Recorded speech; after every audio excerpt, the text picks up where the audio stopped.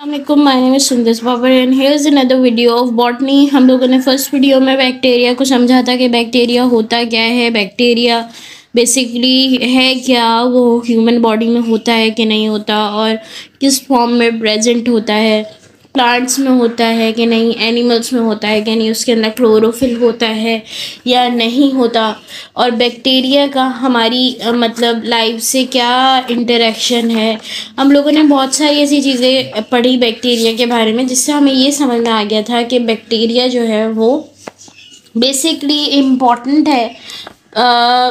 मतलब एक good bacteria भी होता है, बैड बैक्टीरिया भी होता है, तो हमारे लिए गुड बैक्टीरिया इम्पॉर्टेंट भी है और कुछ बैक्टीरिया ऐसे हैं जो हमारी लाइफ में बहुत एक पार्ट प्ले करते हैं, तो वो भी हमारे लिए बहुत इम्पॉर्टेंट होते हैं। तो सबसे पहले हम लोग इसके टाइप्स पे आ जाते हैं। टाइप्स हमारे पास जो 4 टाइप्स ऑफ बैक्टीरिया होते हैं, लेकिन पहला टाइप जो है वो है कॉकी बैक्टीरिया की टोटल जो है वो 6 टाइप्स होती हैं। तो पहली टाइप से स्टार्ट करते हैं, मोनोकोकस कौन सी टाइप होती है? सिंगल होती है और ग्रुप्स में अरेंज नहीं होती।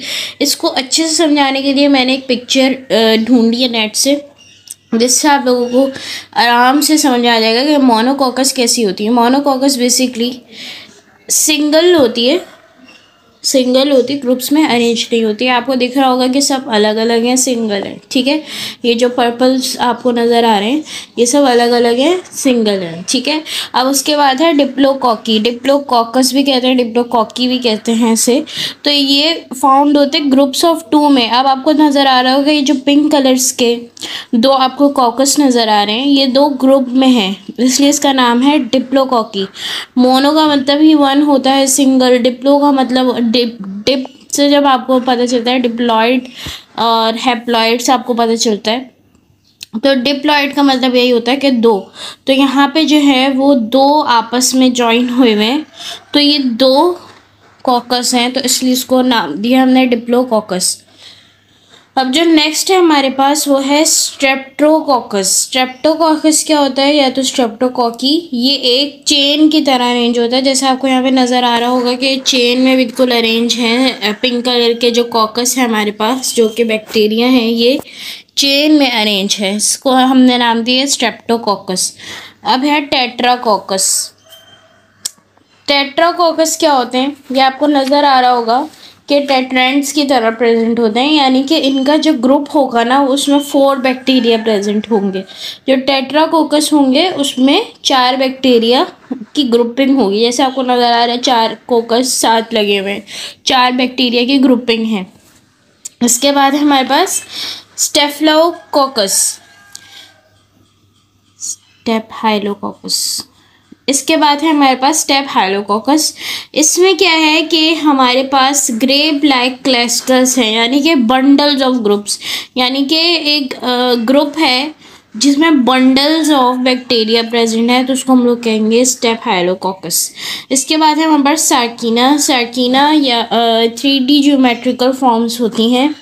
ये जो है बेसिकली आपको नज़र आ रहा होगा कि ये एक 8 बैक्टीरिया यानी ऑक्टेट ये बनाता है।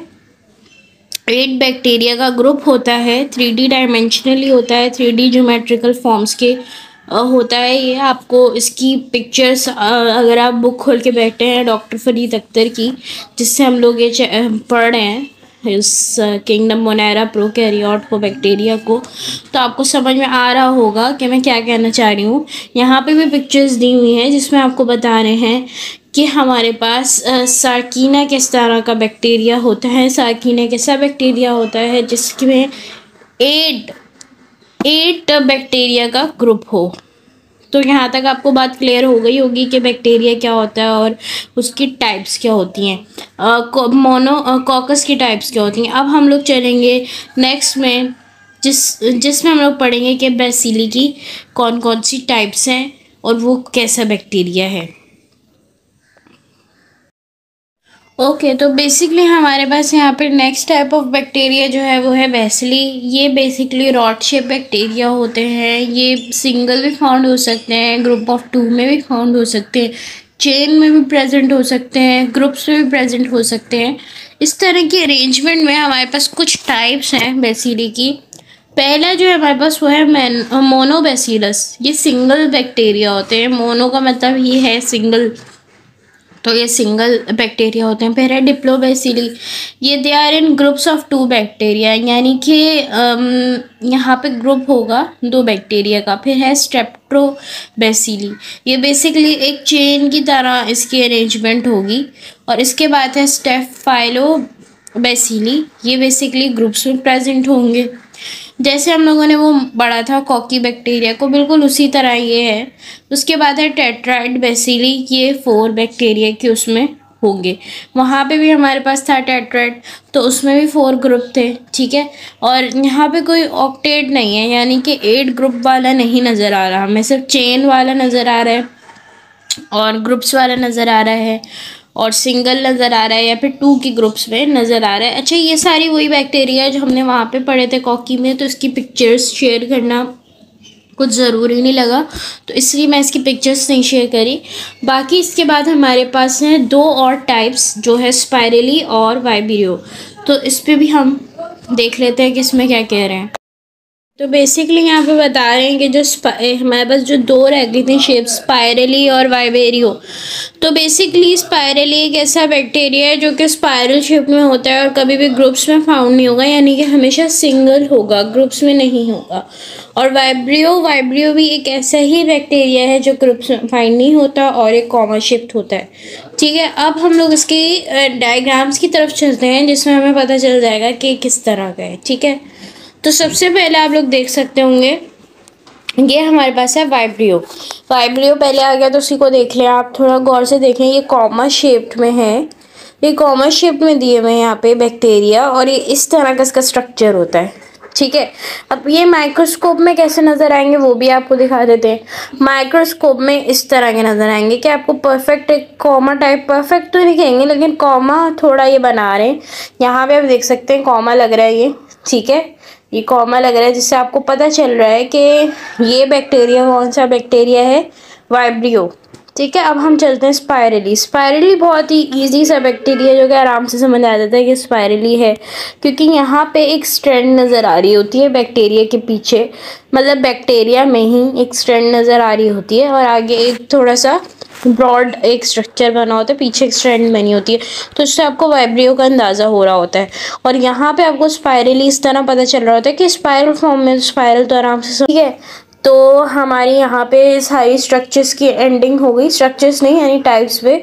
अब हम लोग चलते हैं स्ट्रक्चर ऑफ बैक्टीरियल सेल पे। अब ये क्या होता है इसको भी देखेंगे। हमारे पास होता है flagella, pili, capsule, cell wall, cell membrane, cytoplasm, mesosome, nuclear material और प्लाज्मिड।